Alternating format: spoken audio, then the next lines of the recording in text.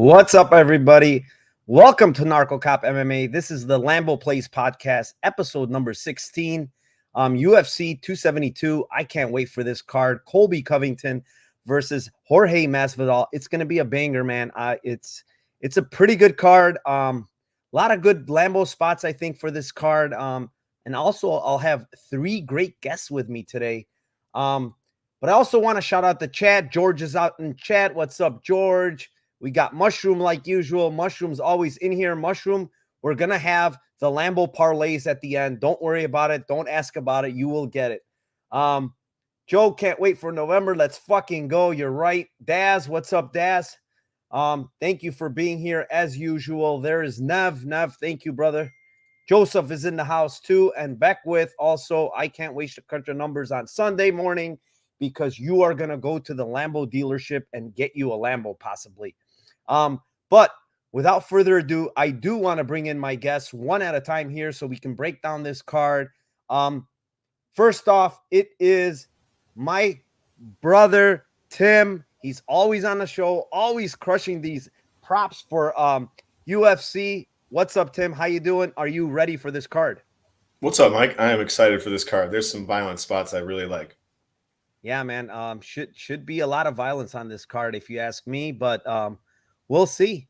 The second person I am going to bring here is a usual that's been on the show a bunch. He's a friend of mine. He's been crushing 2022 so far. Welcome, Liam. What's up, brother? How you doing? Are you ready for this card? I'm doing quite well, my man. I've got a lot of action on this card, setting up in a new location today to hang out with the boys on the Lambo Plays podcast. And, you know, I had a couple plays that were pretty long odds already locked in early in the week. So it was a great time for you to ask me to be on. I already had some takes and, you know, I tried to add a couple as well for the show. So I hope that we can find some good spots for everybody. Awesome, man. I'm glad to have you. A really sharp guy. Go follow Liam. Liam picks fights. Follow his YouTube channel. Guys giving out winners and crushing 22 so far, and I'm sure he's going to keep it going. My last guest here is making his YouTube debut. He's making his, I think, podcast debut. He is usually on Spaces. He is the arch nemesis to my boy, Sean Orr. Here he is. It is MMA Giga Chad. What's up, Chad? What's up, fellas? Happy to be here. There he is, downing his Budweiser. The guy's not playing. He's ready to fire away at the Lambos. And we got Bud Light over there. What is that? What is that? Miller Light? And we got a nice cup of wine here. Without further ado, though, let's jump to this card. We got 13 fights to go over. And we will start off with the first fight of the night. It is Dustin Jacoby going up against Michal Olashechek. I will kick this one off to Timothy. What do you got here for your Lambo play here, Timothy? Man, I'm going to start off small, guys. I'm sorry, but I think I like two props in this one. One is a good Lambo, and the other one is what I actually think is going to happen. I think Dustin's going to stay away from him and pick him apart with some leg kicks in the first couple of rounds, and then if he feels confident enough in the third round to kind of go for it, I think it might be there, especially if Mikhail gasses a little bit and going for it in the first and second round, which I think is a viable option for him to win too. I like Jacoby by a decision at plus 250, and I like the KO in round 3 at 10-1. Very nice. Yeah, I can see it. Mikhail quite durable, but Jacoby looked in great shape on the scales today. So we'll see. We'll move it over to Liam. You got anything for us here, Liam? Yeah, I've kind of been like foostering on this matchup all week. I felt like I had a pretty strong read pre-tape that I was going to be on the Michal Olashechek side here. When I watched the tape, you know, Jacoby is pretty reliable to manage distance. He does get cracked on the chin like pretty cleanly in every fight, but he has a good chin. My question is like, when is it going to drop out from under him? He has been hit, hurt, rocked in a couple of his fights. And I do think that Olashechek is a weird fighter and kind of lands a couple of the shots that have hurt him in the past. He's really proficient with the left hook, and he throws it from different angles as well. So it's kind of hard to get a beat on. We've seen Jacoby kind of come out the gates a little slow in his fights. So I think Olashechek round 1 at plus 850, not a bad look. if you want to get in on that side. The problem with Oleksiejczyk is just that he's a little inconsistent in his approach. So you kind of don't know what you're betting on. Sometimes he comes out and he's a little bit more, trying to win the minutes like he was in the Modestas Bukauskas fight. Other times he's balls to the wall, all out combinations, throwing until he literally spends himself in the octagon and is dead and getting submitted at the 8-minute mark. So I feel like if he comes out with the latter game plan, he could absolutely knock out Dustin Jacoby, because it doesn't matter who's more technical at striking if the other guy lands first and lands hard.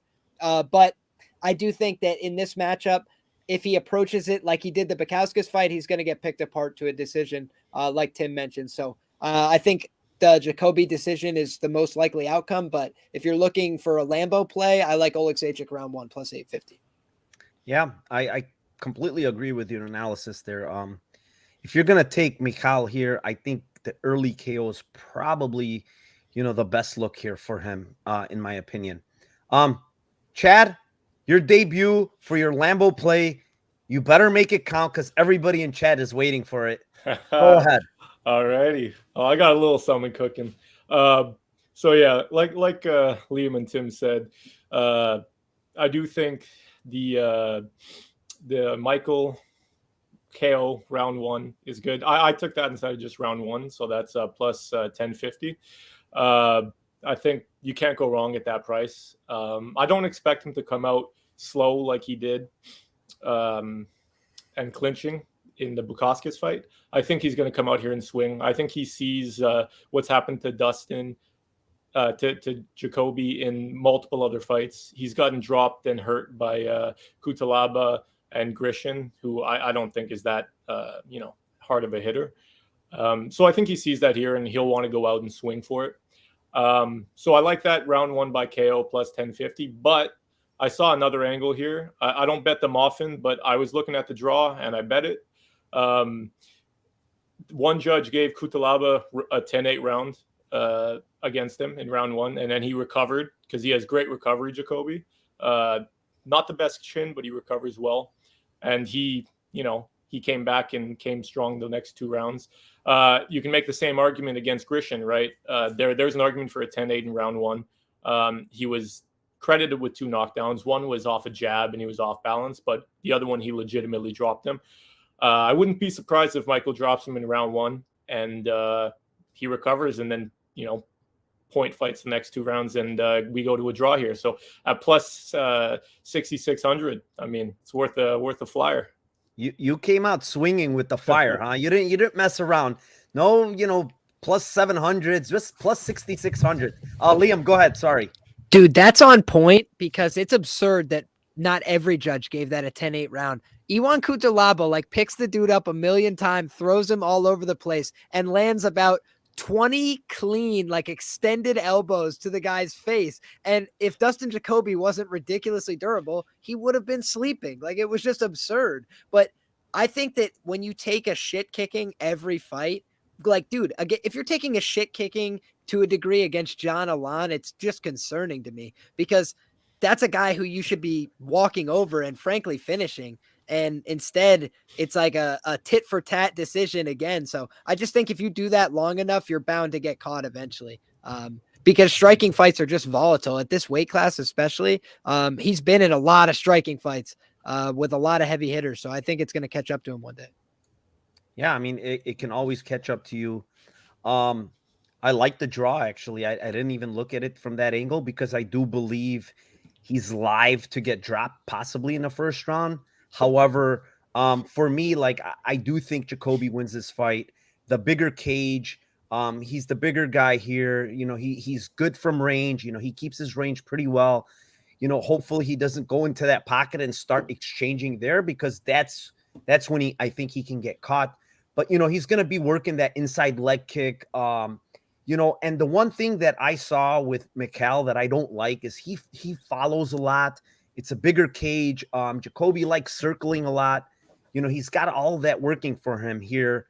And then the other thing is you watch that Bukauskas fight, and Bukauskas is not a very good striker. And, you could honestly say that he possibly won that fight. It was that close, and it was a striking affair.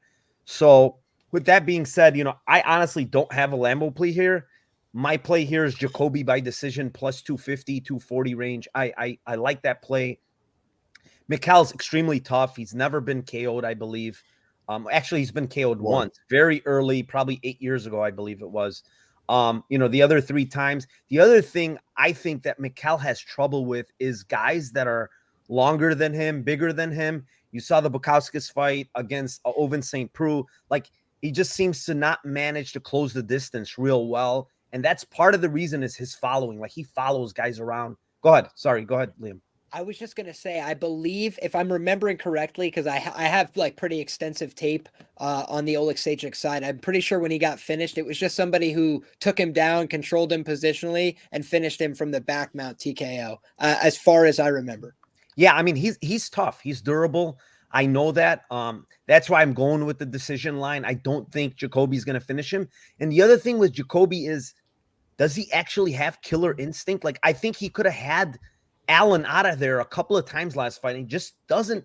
He's happy to win that point fighting and just keep the range and not like take it to the next level and take the guy out of there. So I just think a decision is more likely than him stopping him. So yeah, that's my Lambo play. It's Jacoby by decision plus 250. I also do have a bet on Jacoby straight at minus 182. I just think he's going to win this fight pretty cleanly unless he gets caught. Moving on. Fight number 2, it is Ludavit Klein going up against Devante Smith. This one's to you, Liam. What do you got here for your Lambo play? So this is an easy pick for me on the Lambo play perspective, because I do have a bet on one of these fighters as well. So if you want to be on the safer side, you could look at the Klein ITD at plus 275. If you want to be a little bit more generous to yourself, you could look at the Klein KO, because I do think that's more likely. I don't think he's going to try and engage him in the grappling. I think if he does, he's going to try and land ground and pound and test the chin of Devante Smith, which has been tested in the past. And I bet on him outright here early in the week at plus 172 for a good amount. FanDuel would really like to buy me out of that bet, and I'm not giving it back. So I'm excited. I think this is going to be a great fight. I think if Devante Smith takes my money, I can't be mad. He's a Cleveland guy, rooting for him in that respect. But, I just think Ludavit Klein, I'm buying low. He's a guy I was pretty high on when he came into the UFC. I think he kind of didn't translate at Sanford MMA. He's back to his original camp, kind of like that for him here. He's also at 155 when he missed weight against Shane Young. He absolutely blasted through him. Best look he's had so far in the UFC. I think the head kick is live here. So give me Ludavit Klein. Very good pick. Very good odds. It's down to 135. You know what I will say is he's had 2 guys that are not the most skilled guys, but those are the type of guys that kind of like break you. And I think he had trouble with Troiano, and they're kind of similar, right? Troiano puts a lot of pressure on you. He has a good gas tank. And the same exact thing with Landwehr. Like, the guy never stops coming, eventually breaks you. Is Devante Smith that guy that's going to keep coming and break you? I highly doubt it. But I love your line. I mean, 172. How can you not like that? Look at who is in the house. It is the GOAT. Tajik Bey is in the house. He sees that draw. He said, did somebody say draw? Dude, this guy jumped out of his chair when he heard someone else say draw here. He was loving it. Chad, go ahead. What do you got here, buddy? Sorry to one-up you here, Liam, but I got Klein at plus 190. So, yeah. Nice bet, dude. Great bet. Yeah, I saw the value early. And, if Klein knocks him out in round 1, I had the value. So it is what it is. As far as this fight is, I do like Klein. I agree with you. I thought he had more potential, and he kind of had a tough run here. I'm also fading Smith. Guys with poor cardio, where their only path to victory is an early finish, is usually a fade very easily for me. If you're going to bet Smith, round 1 KO, that's fine. But, I just don't see any other path to victory. I know Klein's moving up in weight, so that's always a red flag as well. But I think he can get it done here, whether it's, like you said, a head kick KO. But I think he's going to mix in the grappling early. I think he knows that if he gasses out Klein a little bit, even if he doesn't successfully get the takedown, if he can just make him work, get him in the clinch, I think he knows he'll wear on him, and his gas tank is not good. Klein can go, 15 minutes, and I think his cardio will be even better at 155. So I'm on him at 190 plus 190. And also, Smith has been finishing all his losses, and I don't think he's that durable. And Klein has finished 16 out of 17 wins. So I also played round 3 Klein plus 1,400. And I think that's a good look. Yeah, I like it. For me here, I'm all about violence in this fight, to be honest. Like, Devante Smith fights in general. I think the guy is really fast, has good hands, has good power. He's hurt basically everybody he's fought, but he's the type of guy that if he can't get you out of there and you throw back some adversity at him, it seems like to me, he just, like in the last fight, I mean, he took a nice body shot, but like he completely crumbled and gave up against Jamie Malarkey. Like he gassed really bad, actually. Like, a minute or two into that second round, like he was completely done. And then the body shots completely took it out of him. The one thing I will say with Ludavit, the move up to 155, like I don't think 155 is a good weight class for him, but I do believe it's going to help his gas tank because guy is thicker. The guy has a lot of muscle mass. He's probably cutting a lot of weight, probably to 45. So it might help his gas tank here. But again, I don't think the gas tank is going to be a big deal against Devante Smith. He's not pushing a heavy pace. He's most likely trying to get you out of there early. And if it doesn't happen, you're probably going to get him out of there. So the Lambo plays I have here is honestly Smith KO 1 at plus 350 is not bad because I just think that's where he knocks Ludavit Klein out early. I know Ludavit has never been knocked out, but Smith does hit extremely hard. And then, I like the Klein KO props at 2 and 3 at plus 1,200 and plus 2,200. Honestly, if this fight goes past the first, I favor Klein a lot. And it's also a spot to look for Klein live bet after the first round because I think it's a very, very good live bet spot here. Tim, what do you got? Yeah, well, I got the best of the money line. I got plus 140 after you guys by like a week, so it's not good. But I am confident in the bet, though. I bet Malarkey live against Smith, and I also had Malarkey by KO in round 2 and round 3 last fight bets, just for the exact same reason. Like Smith's got about 4 minutes to just go AWOL and crazy to get his kill, and if he doesn't, he's shown that he gets finished pretty much. So I bet the KO2 is my Lambo at 12-1 on FanDuel. I'll definitely hedge lightly on the round 3 if it gets there. I really don't think it gets there. I think he kills him in round 2. Yeah, I mean, it's extremely possible. With the way Devante Smith fights, he does not like adversity. He does not like pressure. He might even get head kicked here, to be honest, because Ludavit has a nasty head kick. So, but with that being said, we will move on. It is fight number 3. It is Tim Elliott going up against Tagir Ulanbekov. Chad, what do you got here? So for me, not my favorite fight in terms of value.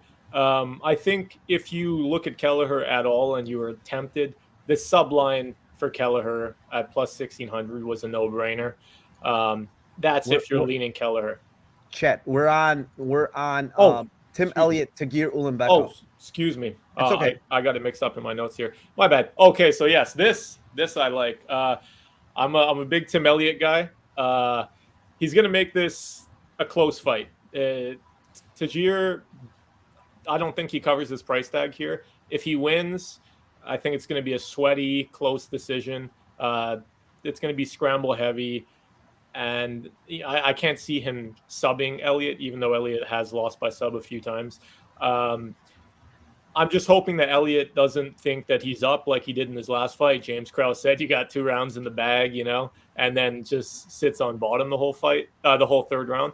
I think this fight is so likely to go to decision. I think it's going to be very close. So I'm going to steal Tim's thunder, and I'm going to say split decision here.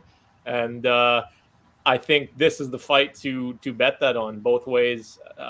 I can't see either guy dominating this fight. And also, I did play Elliott points at plus 375. I like to give myself ulcers, so I want to watch Tim Elliott in the super close fight here.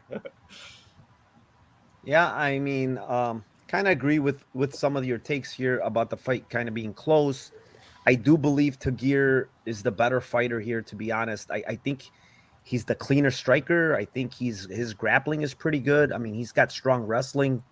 Um, I know a lot of people are seeing the value in Tim Elliott here at a plus 200 tag and kind of saying, because Tagir fought really close against Bruno Silva and Nascimento, hence, why is he minus 230, 250 here against Tim Elliott?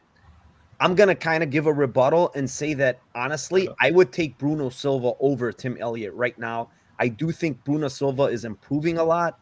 Bruno Silva, his striking he's got a lot of power.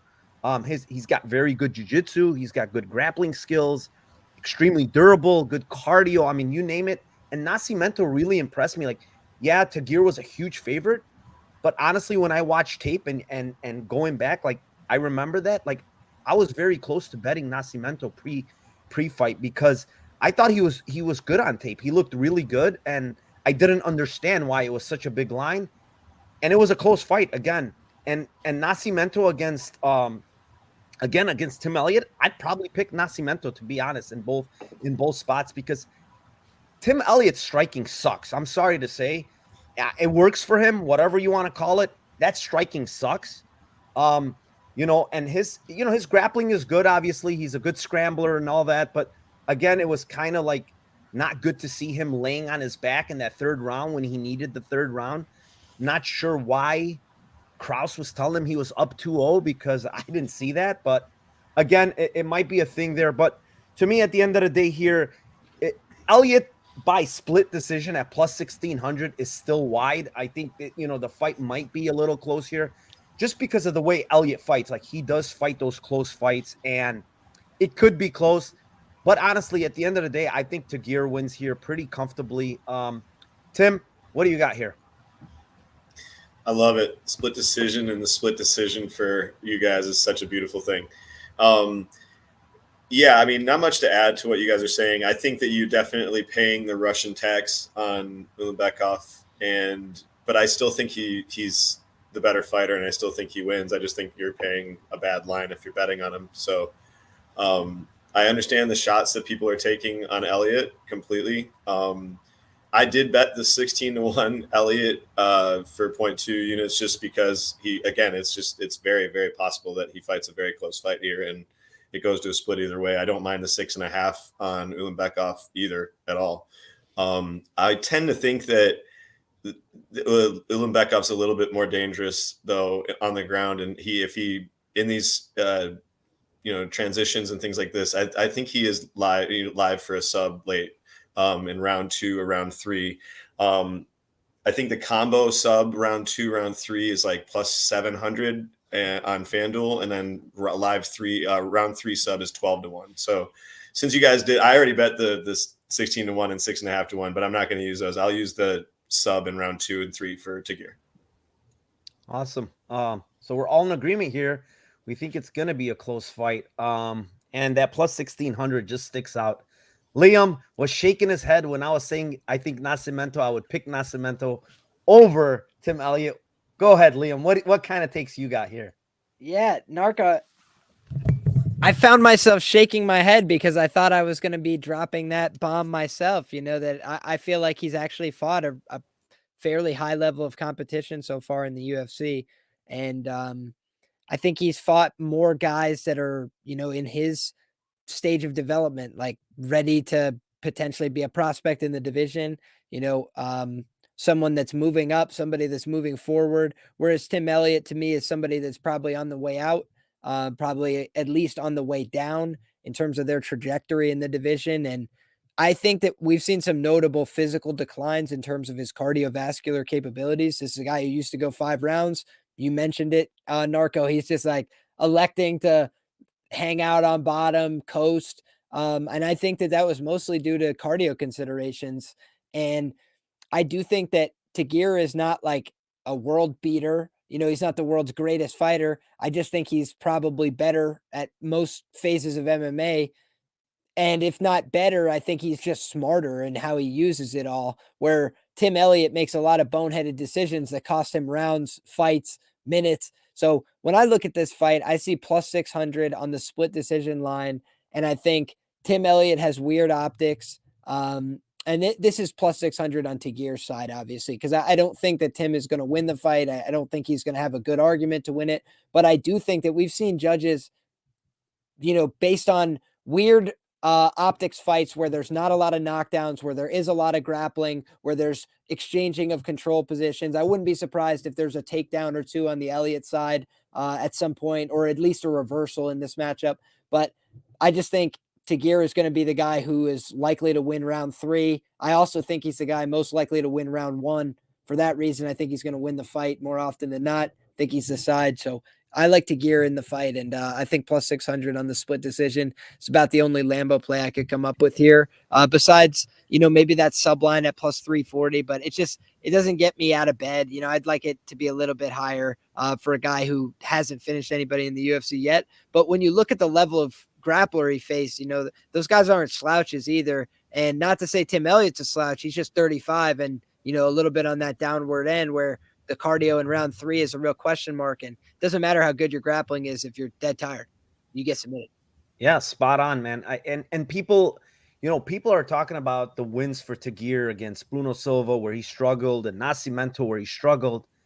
And I tell those people, go back and see who Tim Elliott has beat recently and how he struggled against Ryan Benoit.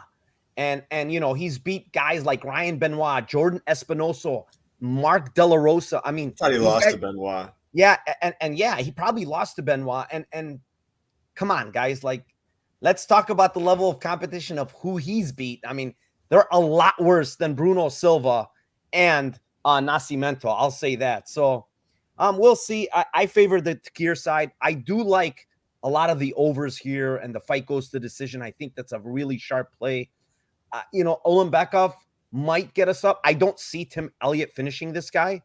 But Tagir, maybe if in late in this fight, he might be able to get something, but I don't think so. Tim, one thing about Tim is he's a wily veteran and he's going to know how to get out of spots. So I don't see a submission here, to be honest. So fight goes to decision actually is my favorite play of this fight. 4 split decisions, Mike. 4 split decisions. Loving it. Yeah. Moving on. It is fight number 4. It is Umar Nurmagomedov going up against Brian Kelleher. I can kick this one off. This line is getting ridiculous. I think it hit minus 1,200 at some point today. It's back down to a mere, slight 1,100 on FanDuel right now, which is still kind of crazy. Even though I think Nurmagomedov just dominates this fight, honestly, outside of a KO, I don't see how Brian Kelleher is going to win this fight. But I think Nurmagomedov dominates. I think Nurmagomedov gets takedowns when he wants. He might not be able to get that submission early against Kelleher when he's fresh. But I think come round 2, round 2, round 3, I think Nurmagomedov might wear on him and possibly snatch up something. So for my Lambo play, I'm going to give you Nurmagomedov round 2 submission plus 850. All of his stoppages have come by this submission except one that was very early in his career. The rest of them are, so far in the UFC, he's got, 1-for-1 in submission against a guy in Sergey Morozov, who's actually looked really good. Yeah, he got stopped last fight, but the guy has looked good, and I do think he's a better fighter than Brian Kelleher is and a better grappler. So Nurmagomedov, round 2 submission, plus 850, I think has value on it. And if you want to sprinkle in, the round 3 sub for Nurmagomedov, it's not bad either. And that we're looking at submission Nurmagomedov round 3 is plus 1,900. So that's not a bad look either if you want to go there. Tim, what do you got there? Yeah, I actually bet round 3 already. I'm going to bet round 2 as well. So round 3 is 14-1 and round 2 is 6-1. I feel that a ground and pound is live here too. So I feel obviously the sub is the most likely outcome for him, but he's just going to be, he's a beast. He's a beast on the ground, and he could get a positional KO in this situation where he just ground and pounds him. And maybe you get a Chris Tognoni early stoppage here once in a world here, right? But I like the round 2 and not getting too cute with it, or round 3 at 6-1 or 14-1. Probably smarter not to get cute. You're right. But, when I watch his tape, man, he loves to go to the back and sink in those chokes, man. He just loves them. He just like constantly looking to get to your back. And that's the only reason I went with just submission here. Liam, you're eyeing something. I see those eyes. What do you got for us, brother? Yeah, man. I mean, this is one that I'm not really finding exactly what I would like in terms of, Lambo plays, because I do feel like this is going to be a Nurmagomedov decision more often than not. I do think Kelleher's a pretty durable guy. I do think he's a pretty tough guy, but I think it's possible he gets run over late in this fight. I think it's, it's something I could definitely see. But one thing that is standing out to me, is maybe that Kelleher points handicap. If this fight does go the distance, I don't know that there's going to be a lot of 10-8 rounds here. It's possible. I just don't think it's very likely. I think he's going to potentially do that Russian coast and just beat Brian pretty cleanly to a 30-27 here. And you could get Brian Kelleher plus 3.5 at plus 285. So if you want to bet on the durability of Brian Kelleher, 5 dimes plus 285, Brian Kelleher plus the points. That's that might be the way to go, because if he does, this is my just my opinion, if he does get a 10-8 round, he's probably finishing that fight. I think I don't think he's getting a 10-8 without it being a 10-8 without finishing there, because I think he finishes him without getting the 10-8. So Chad, what do you got, man? Yeah, me and you are pretty much in sync on this one. I started this breakdown early before the last fight, but yeah, if you liked Kelleher at all, I guess the sub line was all right at plus 1600. I personally don't think he has anything here. Just like you, I was looking at round 3 sub and round 2 sub.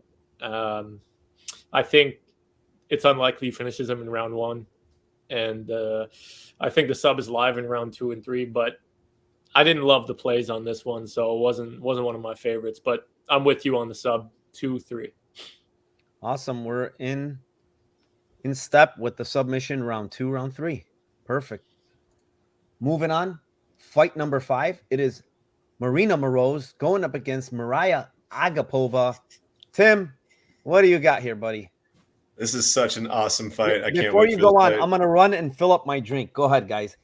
Liam can go next. You know what? I've got the split decisions on this one. I think that this could be super, super greasy. I bet Moroz split at 12-1 and bet the split on 8-1 on Agapova. I also did a sprinkle on Agapova round 3 at plus 1,000. Nothing other than that. I think it's going to be a really close striking fight, and they just fight different styles.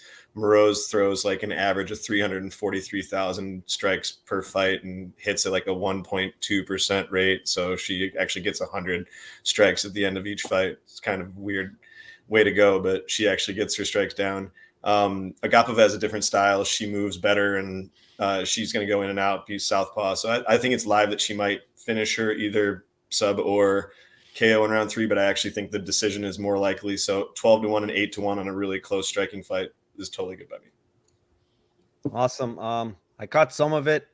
I caught your Lambo play, which is important. So yeah, it's probably going to be a close fight. Liam, what do you got for us, brother, here on this fight with a lot of bad blood, I guess? Yeah, you'd think so, except then they're like shaking hands and like laughing and giggling and whatever at the weigh-in. So I'm just like, okay, like maybe it's not the blood feud that I was expecting. What's real anymore? God damn it. Can somebody keep kayfabe at least for the show? But, man, I think that this is a tricky one, from like a value perspective. I also agree that it's probably going to go to decision. I also think that Agapova is probably the side here. I'm seeing a unanimous decision at plus 250. But for the reason you mentioned with the spamming volume on the other side, again, we have these half blind judges that are, reading the newspaper and doing their grocery list while they're supposed to be watching the fight. So you can get plus 900 on the Agapova splitter majority decision and bet on incompetence. All right, like it. You're also predicting something of a close fight, we'll say, because you did like the unanimous on Agapova side. Chad, what do you got? Well, this right here is the people's main event. It's probably the fight I'm most looking forward to. We got OnlyFans versus Snorting Zans. You had this social media warfare. You had Moroz accusing Agapova of doing crack, and you had Agapova sharing picture of Moroz's crack. So there's been a lot of, intricacies going into this fight. Moroz hasn't been finished in her career, but it's not like she's been fighting prolific finishers. She's coming off a 2-year layoff, right, where she's pulled out of 4 fights in a row. I think it's fair to say that she hasn't exactly been focused on her fighting career, and she's exploring other avenues of revenue streams, one might say. And I know the crackhead angle can be seen as a little bit of a negative to some people for Agapova, but I think if she was giving off those performances while, smoking crack, I'm excited to see what she can do a little bit more cleaned up here. She changed her nickname to Demon Slayer after her last fight, the bounce back. And I'm going to take that as a sign that she's kind of cleaned herself up and she's slaying her demons. And I think she's looking at Moroz and she wants to end her. I think Agapova, she hits hard. Her striking's pretty crisp. I know I said, Moroz is durable, but at this point, I wouldn't be surprised to see Agapova hit her hard enough to hurt her and, get a nice little club and sub here. So for that matter, just looking at the value, Agapova sub around 1 is plus 1,000. I think if she comes out hard like she's been known to do, I think that's a good look. I'm not too worried about the durability of Moroz. I think it's different with Agapova. She hits hard. She's going to go for it. And I think she's going to want to hurt her in there. This is someone that's been slandering her in the media. I know they were a little friendly at face-offs, but I think when she gets in the cage, she's going for war. Yeah, kind of agree with some of your takes. However, I will say is I do think Marina Moroz is very durable. Mayra Buena Silva doesn't have a lot of KOs, but that girl can crack really hard. And she cracked Moroz more than once and hurt her, I believe, in the 3rd round. But, man, she recovered really good. She's extremely tough, man. She throws a ton of volume, has good cardio. I think she has the cardio advantage here. She's going to have the volume advantage here. I do think a smart thing to do is start, cage pushing, clinching on the cage against Agapova, kind of wearing her out a little bit, because I do think that will work. The other thing I am concerned with Agapova is, again, we're not sure how much bad blood there is here, but we've seen her adrenaline dump before. And if there is a lot of animosity, if she comes out like a, ball of fire early and she doesn't get Marina Moroz out of there, she's probably going to get stopped herself because life bet. and she might adrenaline dump there. And so I'm concerned with that. But Moroz is not a huge puncher. She does have some good ground and pound, I will say. But, she's not a big finisher. With that being said, I will take as my Toyota Corolla play, which is really close to a Lambo, though. It's a Marina Moroz decision plus 280. I think there is some value there. I do think this is going to be a close fight.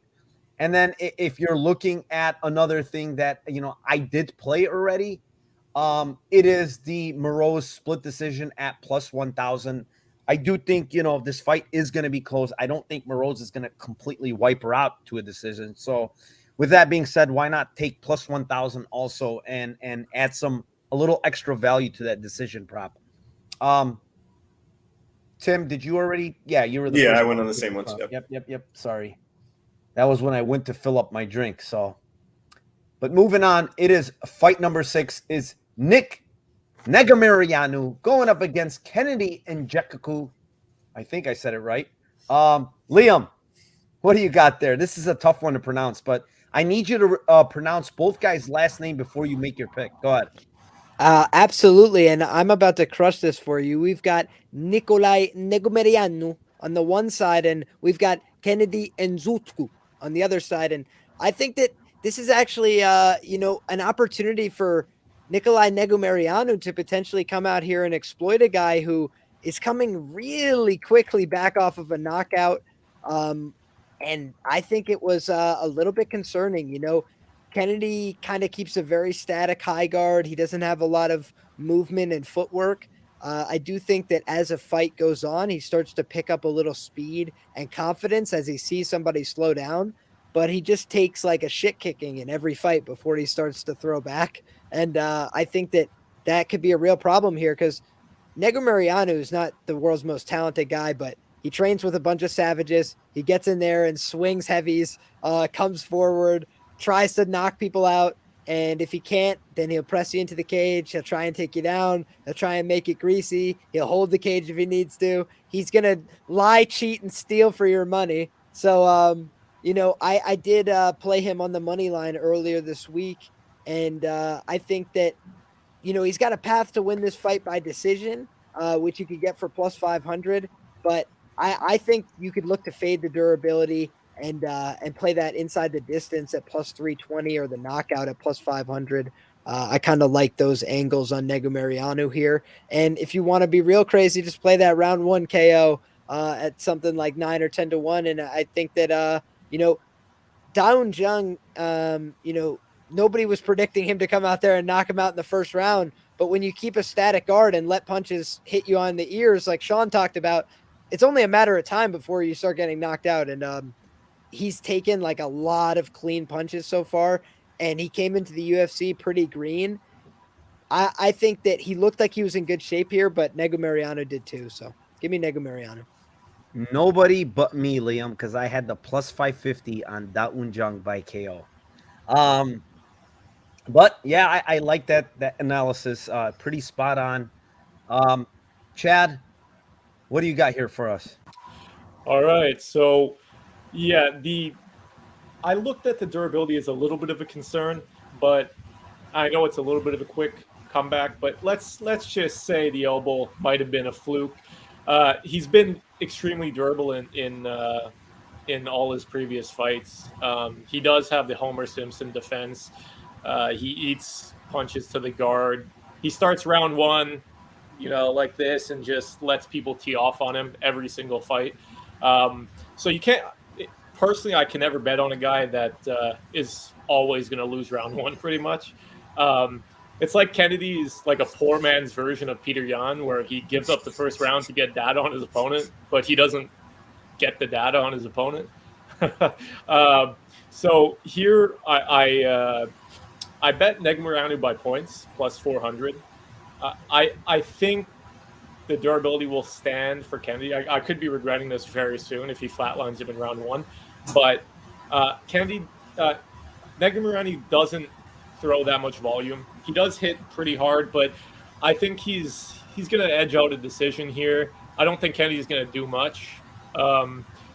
So I like that. And if you're leaning the Kennedy way, I would say round 3 KO plus 1100 is a decent look too. He likes to sleep for the first round, sort of wake up in round 2, and then go for it in round 3 when he knows he needs a finish or it's over. So I think that's a good look at plus 1100 because, I mean, that is a decent chunk of his win equity here.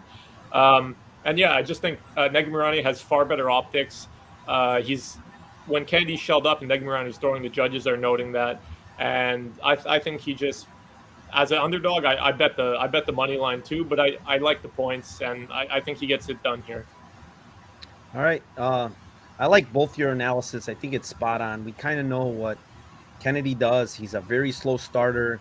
Negumerianu is actually a pretty fast starter because he just wings huge punches in the first round.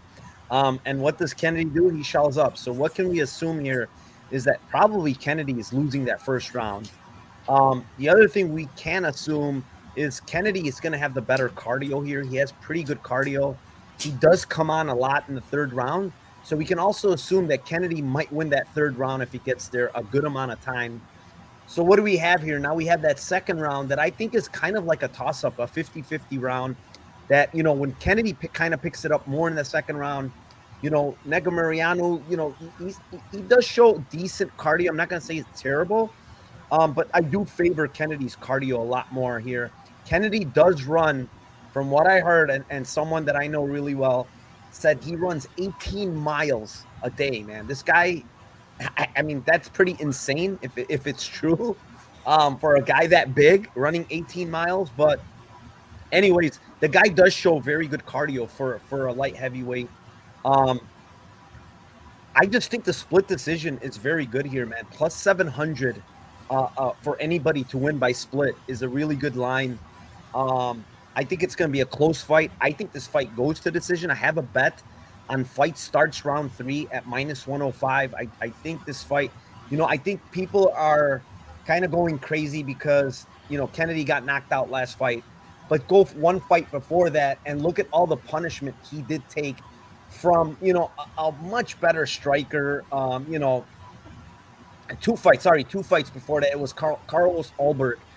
Just unloaded the kitchen sink on this guy and couldn't get him out of there. So, do I think Negamuriano is going to get this guy out of there? His striking is, is not good, to be honest. He's winging punches. He does have some power, but I also favor Carlos Ulberg's power over this guy. So, I do think Kennedy is durable. I do think this fight gets later. And to be honest, I don't want to mention, I don't want to forget that Negamuriano's chin is made of something else. I don't know what the fuck it's made of, but this guy can take everything in a kitchen sink, and he keeps coming forward. So I don't think Kennedy's stopping this guy. So, yeah, I mean, give me that split decision prop. It's plus 700 either way. I think this fight goes close. I think round 1 is Negamuriano's. I think round 3 is Kennedy's. So it's the round 2 round that is a toss-up. So, yeah, give me that split decision. What do you got here, Tim? I'm going to go run and grab a drink since we can do that. Go run and grab 2 drinks. Yeah, I'm with you. I love what you guys are saying. I'm going to echo a lot of the same things. I feel like it's really hard to tell with Kennedy if that's a sign of things to come or if that's just an outlier situation. It really does scare me, though, in the short notice, 3 or 4 months that he's coming back from that. It wasn't like a really clean shot. It was just a weird elbow through his guard that killed him. So that I do have a little bit of questions on, but let's assume I'm going on the assumption that he's actually okay and that he is typically durable, as well as Negamuriano being very durable as well. I bet both by split decision at 16-1 for Kennedy and 12-1 for Nikolai. And then Nikolai cheats a lot. He does a lot of stupid shit that just you give me. I took a little shot on a point to be deducted at 20-1 because he's greasy. So I think that it could happen in this fight. All right. I do want to say that Safarov is a bigger cheater than he was. If you go back and watch that fight, because he grabbed the damn fence 5 different times, dude. It was so annoying. Yeah. I also bet, I also bet Kennedy by points at plus 400. So yeah, I feel like he wins a decision and I feel he outvolumes him, but it could be one of those situations where somebody sees Cachoeira winning, over Kim, Yeah. Which kind of screwed me up last time out, but it is what it is. But with that being said, I do want to give a shout out to the chat. There's 32 of you in chat. Thank you very much for being here. I appreciate each and every one of you. Hit that like button, hit that subscribe button. Please tell your friends, family, whoever, come join us, have some fun, have some drinks, and maybe go get some Lambos on Monday. So who knows? But with that being said, we will move on. It is fight number 7. It is Marina Rodriguez going up against Zayunan Yan. I will kick this one off since Chad is on his drink break. For me here, honestly, I dug, and I honestly cannot find a Lambo play here whatsoever. I don't see. Yeah, I just don't want to throw out a Lambo play just because there's just not anything that I see that's worth betting here as a Lambo play. I don't want to give you something like, Marina Rodriguez inside the distance because I don't think she finishes here. Zhang Yunan is pretty tough, pretty durable. Both girls durable. It's probably going to be a 15-minute striking affair. I do favor Marina Rodriguez by a big margin here in a 15-minute striking contest. But if you do want something, I think the best play for me here is Rodriguez by decision. I just think she's going to coast to a decision here at plus 105. It's just nowhere near a Lambo play. I don't want to give it. So maybe you want to get yourself a scooter and make that play, fine with me. But that's all I have here. Tim, what do you got here? 100% with you. I feel that she's better from distance. I feel like she's going to have more powerful strikes. I think she's way better in the clinch. Weird thing about Janan is when she got taken down by Esparza and put her jits is really bad. Like, she puts herself in horrible positions. She even almost got subbed by Angela Hill. And if she had 10 more seconds in the end of that round, she subs her by triangle in that fight. So she doesn't impress me. Like, if she's going to get her to the ground, a lot of people are talking that she might wrestle and do stuff like that. It's like, maybe even Marina's live for a sub at 14-1. Then I don't think it's happening. It's like, I just think that she really puts herself in weird positions on the ground. So I don't think that she's really live for doing anything there. I have a lot of money on Marina in parlays with a couple different fighters that I'm pretty confident in this week. And to hedge, I just think the only way that Jan wins is if it's by split decision. So I don't mind somebody taking a 12-1 shot on split decision for Jan, but I just did it as a hedge. Call me crazy, but I laid the minus 250 on Marina because I honestly think Yunan's takedowns are all fucking weird takedowns. They're not like, double legs or like good takedowns. They're all like weird, like takedowns off kicks, off weird stuff. Like, she's not getting good takedowns and she's just not taking down Marina here. I don't think she's going to take her down. And if it's a 15-minute striking affair, like, I see Marina winning this fairly easily, man. I know Jan throws a lot of volume, but who's the better striker? Who's the cleaner striker, at distance too? Like, Marina's the far better striker here. So, Liam, what do you got? You're shaking your head there. You might have a Jan bet here. What do you got? No, I also don't really have a great Lambo play here. But what I would mention is that the one thing that stood out to me in terms of the stats is just that Yan Xiaonan, she does pump out like a very good amount of volume. It's just that she's pretty basic in her striking. She throws a lot of 1-2s. She throws a lot of the same strikes in combination. And so it is a little bit predictable. I think she's going to be getting picked off by hard counters all night. And I think that it's going to be somewhat competitive because she's going to throw and probably land some volume herself. So either fighter wins by split or majority decision at plus 400 to take a page from my man Tim's book. I think it should probably look pretty clean, but we see all the time judges make mistakes based on volume optics, based on one person, coming forward and throwing. And I do think Yan Xiaonan is pretty reliable at times to come forward throwing. I just think she's going to be getting hit with hard counter returns from Marina Rodriguez. Awesome. So we kept pretty much agree. Chad, you got something else for us here? Did you dig up a Lambo play on this one? This is the one that I when I messaged you, I'm like, God, I'm looking at the lines. There's barely anything. You go through like the odds, and you're like, there's almost no plays above plus 300 in this fight, right? This one is pretty much a pass for me. I mean, gun to my head, if I had to do plus 300 something, I guess you do Yan points and hope the judges fumble it. But I wouldn't make that bet on this fight. All right, so we're pretty much in agreement as far as kind of passing on this fight because honestly, digging deep, like it's hard to find something that it has value at plus 300 or better here. But moving on, it is fight number 8 as Jalen Turner going up against Jamie Malarkey. You can kick this one off, Chad. All right, I love and hate this fight. I'm a big fan of both guys, and I've cashed bets on both guys. I think Tim said it earlier. Malarkey, when cashed in round 2 of his last fight, he's cardio personified. Great chin, cardio, and he uses it as a weapon. I don't think his wrestling is very good. I think, like, for example, when he burnt out Klein, he didn't really wrestle. He shot one takedown at the very end of the round, but he still gassed him and finished him in the second. I don't rate his wrestling very highly, and I think early especially, he's not going to be able to take Jalen down.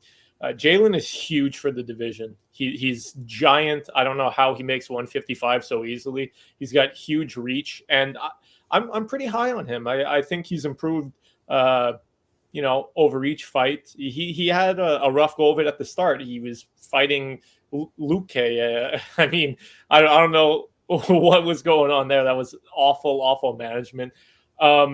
And I mean, if you look at Malarkey, he that loss to Fares Ziam doesn't look very good on him now. I just think Jalen is going to be able to deny takedowns early. He's going to hurt him on the feet. Malarkey has been stung on the feet, early in almost every fight. And Jalen hits hard. And if he stings him, I think a sub is live. I think if he hurts him on the feet and Malarkey comes shooting in, I think he can sub him. And so I like Turner sub at plus 500.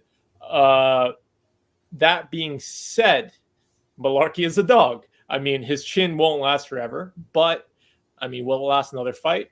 It's possible. So this is a fight where I think if you look at live odds, you can find a Lambo play live odds on the money line for Malarkey. But also, if you want to bet pre-fight, Malarkey round 3 plus 1,400. I don't think he gasses down Turner as quickly as he did Klein. Klein is a quitter. I think Jalen, if he does start getting tired, he's not out of there in round 2. I would think it'd be more like round 3. I like that number there. Can't go wrong there. And this is a fight where I would definitely watch the live odds closely because, you can make some money there as you can with any Malarkey fight. All right, good breakdown. For me, I think people are over blowing up Turner's cardio. I think his cardio is fine, man. I watched that fight, against where he was getting taken down over and over by Frivola. Ton of takedowns, a lot of grappling. And he was the guy coming forward in that third round, throwing some big punches. His cardio is fine. But I will tell you, Chad, you did say he makes 155 easy, right? I will tell you what he just, he posted on Twitter today and said it was hard. Quote, I swear, I don't know how I make lightweight. I'm gonna be 175 to 180 come fight night. Someone asked him, I always wondered how you do it. Takes a piece out of me. He said, I die a little each time. So it's got to be a huge, tough weight cut for him at 155. It's not easy, but his cardio looks fine. It checks out to me on tape. Malarkey does bring a crazy pace. He does have a very good chin. The one thing you mentioned is he relies on it way too much. And we all know that your chin can only hold up, so much. You can't keep getting cracked. Eventually, you're going to get cracked on the right spot, and it's just going to put your lights out. And, Jalen Turner does hit really hard. I'm afraid that, he might catch him early. But, I can't ignore the fact that Malarkey by decision is plus 500. Malarkey by split is plus 1,800. I'm all over both of those plays because Jalen Turner is durable. He's not a Devante Smith where he can just break him. The guy is tough. He's durable. He knows how to defend submissions. He's good on the ground. He does keep distance well. He's a longer guy. So I don't see Malarkey, breaking this guy like he did Smith. But the one thing I will say is Malarkey works that body real well. He's just a dog, man. Malarkey's a dog. And I'm going to take a dog here at plus 500 by decision and by split decision at plus 1,800. Tim, what do you got here? Yeah, like what you guys are saying. I'm on the Malarkey side by points as well. I'm definitely going to hit up the split. That's a beautiful line. I can completely see that. The thing I agree with you on is the cardio for Turner. I don't see it either. I think he's, it seems to be all right. It's not like Devante Smith where you're like the dude is clearly gassing out and clearly, wants to get out of there in a second round. So I don't mind the KO 2-3 for Malarkey either, because it's not from a gassing standpoint. It's just he just keeps coming at you over and over and over. So With 3 knockout losses for Turner, I don't mind that as well. But I'm more on the points. I agree with you. I'm more on the points, and I'm definitely going to hit up the 18-1 as well. But I'll just take. I think it was 5-1 for Malarkey by points. Yeah, it's plus 500, correct. Yep. Liam, you're digging over there. What do you got for us? Yeah, man, this is another one where I find this fight to be a little bit tricky because my initial read was that I like Jalen Turner. I didn't love the visuals at the weigh-ins, to be honest with you. I know what you mean about the weigh-in. He is huge. That's his advantage here, but it's also to his detriment in terms of cardio, and I think we've seen that a number of times. But I just find this fight difficult to read because, like, when I think of this fight playing out in my mind, round 1, Jalen Turner's landing big bombs on Jamie Malarkey from a comfortable distance. So I think if you look at that round 1 number on Jalen Turner, you can get a decent enough spot. It's just not a number that's wide enough for me to play, plus 380. So I'd have to look for a specific method as well. And that's where I don't love it. You know, I think that on the Malarkey side, on the other hand, his round props are something I'd definitely be interested in taking a look at, especially the round combinations. I think his KO round combinations are definitely something to look at here for rounds 2 and 3, because I do think he can come on strong late if he survives, and that'll probably be a healthy plus number because he's the That's plus 700. Here. I already bet it. Yeah. Awesome Cheers. takes. Awesome takes. I think this is probably going to be one of the best fights of the night, to be honest. I just think, Jalen Turner, usually his fights are bangers, and Malarkey's fights are crazy fights, every single one of them. Especially that Brad Riddell one. Holy Jesus. Moving on. It is fight number 9. It is Sergey Spivak going up against Greg Hardy. Tim, what do you got here? Well, I got to move in with one of you guys if this fight goes to decision, because I've got some good coin on this one not going decision. I bet KO 1 for Hardy at 6-1, and I also bet round 2 Spivak at 5-1, and then round 2 sub for Spivak at 10-1, as well as fight doesn't go. All right, you like violence there, Liam. What do you like here? Yeah, right to work there, my man Tim. I was trying to gather resources there, but I'll tell you, I actually have like 4 bets on this fight already. Some of them I locked in earlier in the week. So I'm on the fight does not start round 3 at minus 130. I'm on the fight ends by KO at plus 110. I am on Greg Hardy to win by knockout at plus 300, and I'm on Greg Hardy to win by knockout in round 1 at plus 600. I want to be clear that the first 2 bets are larger than the second 2 bets. The first bet is the largest. So fight doesn't start round 3 is my biggest bet. I think that that's kind of, obvious, right? Like Tim mentioned, it's just a violence fight.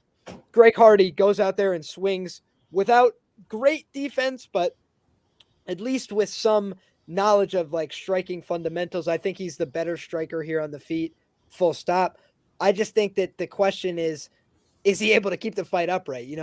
One takedown could cost him the fight for sure, because Greg Hardy has no ground game. He got taken down by Martins Tybura and just completely panicked. So I think the sub is like a trap in my opinion. And the reason being is just because I don't even know that he's going to need a sub to get Hardy out of there. If they're on the ground, he's just going to need to go like this a couple times, and Hardy's going to go, cover up. So I think that in and of itself is a reason to look at the KO props potentially on Spivak, who's not thought of as a big KO guy.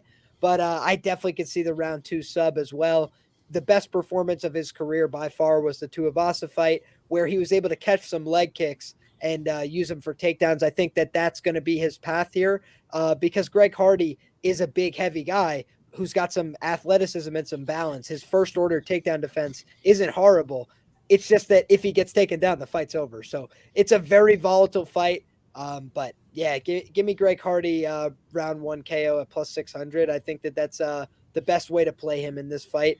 But I also think that the KO grouping for round 1 and 2 isn't bad. What's weird is that the sub line is actually better than the KO line for Spivak for round 2.